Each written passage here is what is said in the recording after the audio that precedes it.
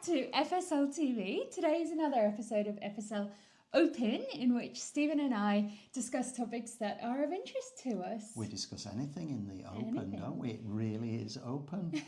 And so today we thought, in honour of Ilona Maher joining the Bristol Bears, as you all know, I'm based in Bath, so Ilona would be just down the road from me. We thought we'd talk a little bit about her journey and what she represents and the conversations that she's opened up, not only in the world of women's sports, but sports more generally. So, may I quickly, if people don't know who Ilona Maher is currently the most famous rugby player in the whole world. That is not just most famous women's rugby player, but most famous men's or women's rugby player. She has over 2.2 million followers on TikTok, I believe, more than any other rugby player. And she's opened up some really interesting conversations. So she has. We wanted to talk about that. And the phenomenon, or femininomenon. Femininomenon, yes. It absolutely relates to a lot of the issues in our book, doesn't it? Which we could come on to. But, that's right.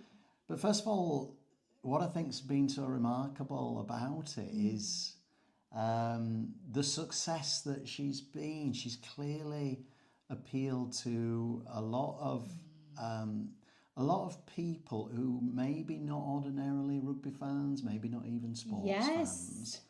And it's very reminiscent in this country. I know it's been a worldwide thing, but in this country it's been very reminiscent of like when the women won the Euros in football. And that's right. The Football World Cup, Football Euros in 2022 was a similar awakening for a lot of women who had never been interested in sport before. So you got a lot of women, younger women, girls who suddenly got interested in the sport, wanted to play the sport. So it's interesting that it's somebody like Ilona that's done that, and reasons why she's been so inspiring.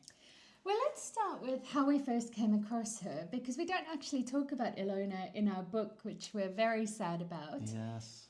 But I think she swept into this world during the Olympics last year, so 2024 Which is why it's not in our book, because even though the book's only just coming out, it'd been written for about 12 months because of production schedule. That's right. And so Ilona had started sharing some TikTok videos about herself, and I think one of them actually used that femininomenon song in it.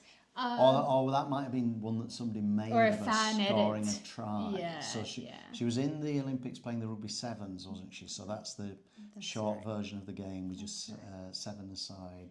And so these early TikTok videos were really about her being this really strong woman playing a contact sport like rugby.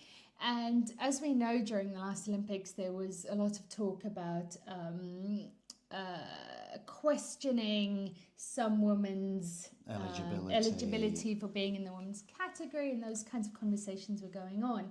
And Ilona was very proudly showing what it was like to be a big, strong, powerful woman and holding space for that. And that's something that we shouldn't pass by without comment. Yes, there is something remarkable about Ilona, which I think isn't incidental. I think it does explain why there's been so much interest and why there's been so much support and fandom of her. Yeah.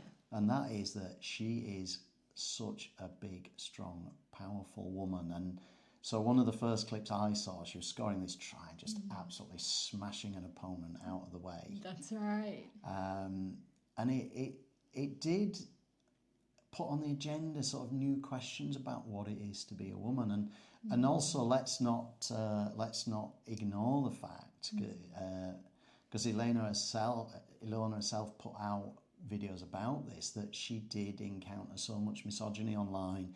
People saying, is she a proper woman? Is she a real woman? Questioning that, because she's got big, powerful legs, she's strong, and it really relates to some of the themes in our book, because we're saying like women in sport, the real importance of women in sport from a feminist point of view is that they do break down some of those stereotypes and gender norms in particular, so in many ways Ilona is not like a woman is supposed to be. Supposed to be. But That's who right. who writes those rules of what a woman's supposed Who to be? decides? You know. That's right.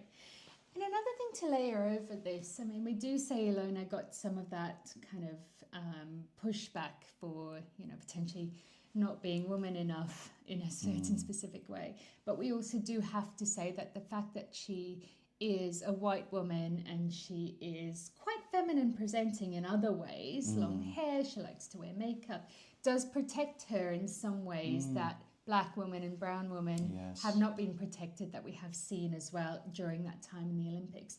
But I think what was really helpful was here was Ilona, who's clearly a cis woman, so a woman who's assigned female at birth and lives as a woman, is a woman, and she was illuminating that those harmful narratives against other women whose womanhood is being called into questioning, she was showing actually that will happen to all of us if we allow these kinds of narratives to flourish, these questions to flourish. Yeah. All of us come under suspicion when we're too good, supposedly, to be a woman, too strong, too powerful. So she was also very good. That's right. You know, so, yeah.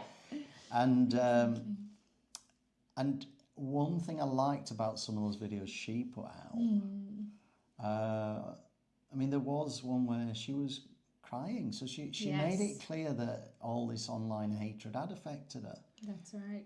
But I also loved how that same video ended in such a defiant way. So it's like, you got to me, but hang on, I've got an Olympic medal, you haven't got an Olympic medal. She's so defiant. Yeah, so... Yes.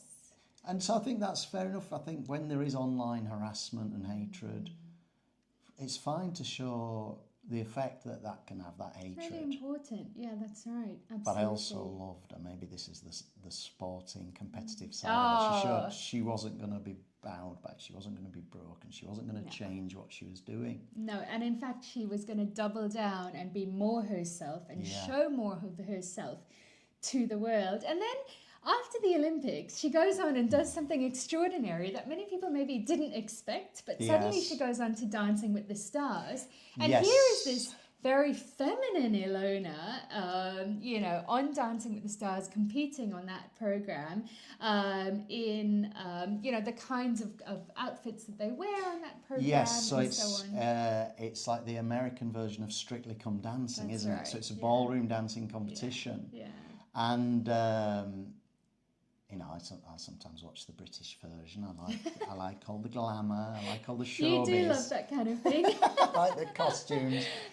So there was plenty of that. But and you say very feminine, but also they didn't hide the fact again that she was a strong, powerful woman. And she loved showing off her muscles, her strength. So she occasionally did the lifts, didn't she? I saw some TikToks about that where she would lift her partner, who is a man, and kind of switch those roles. And in fact, that's one of the reasons I quite like Strictly Come Dancing, because it's always been pretty subversive, a queer space, hasn't it? Definitely. So we see Ilona in this, and we see her celebrating her big, strong, muscular body, and showing how beautiful body type can be. That right, and showing what it can do, and that it can do all of the things: play rugby and do ballroom dancing. But what was really interesting as well is after Dancing with the Stars, Ilona got some I want to say flack, although I don't really know how to describe it. Some people were questioning why she had gone on to Dancing with the Stars. Was she just showing off? Was she just looking for fame? I mean, any woman who's on social media and getting some fame is often accused of trying to find fame. And then she does another TikTok video, so that's why she's doing a lot of this social commentary, talking about why she went on Dancing with the Stars. And why did she go on it, Sheree? So, not only, I think, for the experience, which she clearly loved, but she revealed in that video that she went on Dancing with the Stars because of the precarity of her rugby contract and rugby games. So, in rugby, even when women have pro contracts or are pro rugby players, they are absolutely not paid a living wage at all. And almost every women's rugby player has to have a second or a third job to keep themselves afloat. And she said, this was my opportunity to make some money. I had to go on to Dancing with the Stars if I wanted to play rugby, because that would pay my bills, like just my bills. I wasn't making millions. Yeah, so it was like a shocking indictment of the pay disparity between men's and women's sports, and showing how women's sport is just completely left behind, which, you know, as I said, a lot of these issues related to what we say in open play, so that's a major theme in open play, about how women's sport is just so underfunded. It's so second rate compared to the men's. We know that as somebody like Ilona, who's kind of quite dominant in her sport, if she was playing in the men's version, she wouldn't be worried about she'd be set for putting life. food on the table. That's right, she'd yeah, be set so for life. And this also talks to themes in open play that we talk about, how these women athletes have to take second and third jobs, so they can't put all of their time and effort into just being a rugby player. And then we wonder why women's rugby lags behind men's rugby. Yes. You know, that disparity plays into all of Yeah, so there's that conversation which we've heard many times about how women's sport's not as good as men's sport, but that's the whole point. That has been designed to be not as good as men's sport. It's been designed to emphasise the physical differences between men and women, to create and recreate those differences, to exaggerate them. You know, if when we talked about Wollstonecraft, we talked about this. You know, there are some differences between people's bodies, but that doesn't mean you have to put all the arrangements in place to increase those differences, exaggerate those differences. And treating women's sport as second rate certainly does that.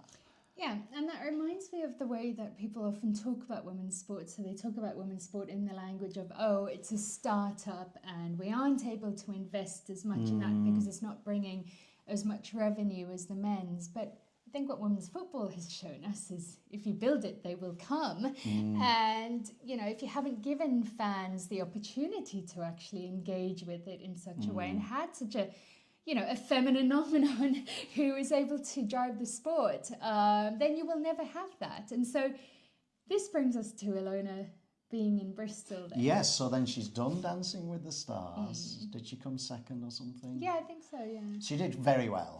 She was either first or second, actually. Yeah, yeah. She was in the final. Ilona, sorry if you won. Sorry, we didn't get it over here. We just watched it on YouTube. But then she does that, and that increases her fame, and it's given her this power to have a bit of freedom to choose what to do next. Yes. And in this case, as we know, her ambition now is to play. There's a World Cup of rugby coming up, which is going to be in the UK. In the UK, that's right. We need to go to some games. Later this year, and she then wanted to play for the 15-a-side, like That's right. So, 15s rugby. She had been playing sevens. She'd only been playing because sevens. Sevens is the Olympic. So she's version. come to Bristol to get some kind of top-level experience in the hope that she gets her way into the US national team. That's right. So in England, the Premiership Women's Rugby, the PWR, Power, I think is how they're calling it, is the top league in the world for women's rugby. Yeah. And so she's come to England to play in this league to get some 15s experience so that she's hoping to make the 15s team for the Olympics for America. And again, the feminine phenomenon. Yes. So Bristol Bears, suddenly the deluge with ticket Oh applications. My goodness. I think I saw the first game, it like smashed their attendance record by 3 times. And she didn't even play that day. No, that's right. So the moment Ilona arrives, women's rugby and especially Bristol Bears just explodes with fandom. Everybody's buying tickets. Everybody wants to be there. Everyone wants to meet and see Ilona. And they start absolutely smashing attendance records, even in that first game, which she didn't actually end up playing. But people wanted to be there and meet her. And then we've seen again what happened in the football with the Women's Euros. Like after the game, everybody's wanting to get autographs, selfies, and so on. That's right. So building this buzz around it, and it's really nice that Bristol Bears have acknowledged that, and I think are seeing that and building on it. But it shows again that women's sport has been kept back. by Yes. not creating this, you have to create these kind of personas, in today's sport.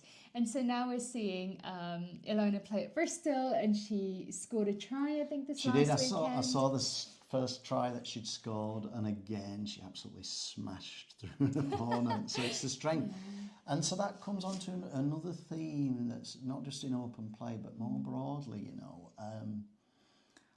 I find one thing really interesting about is this kind of subverting some traditional notions of womanhood and what a woman's body is and should be, and it makes you think that, there's maybe a patriarchal notion of how women should be, but when you look at what young girls and women, the actual fans going to watch it, they're absolutely into Ilona. They want to be Ilona. They're thinking that that's why isn't that the ideal of a woman's body? That's right. And it relates to some other content I've seen from Ilona herself. She said when she was growing up, she hated her body. Yes, I did see that as She well. was ashamed. She was embarrassed. She was teased she was for her shamed big for body. having such a strong body. Like her legs are so powerful. Yeah, that's right.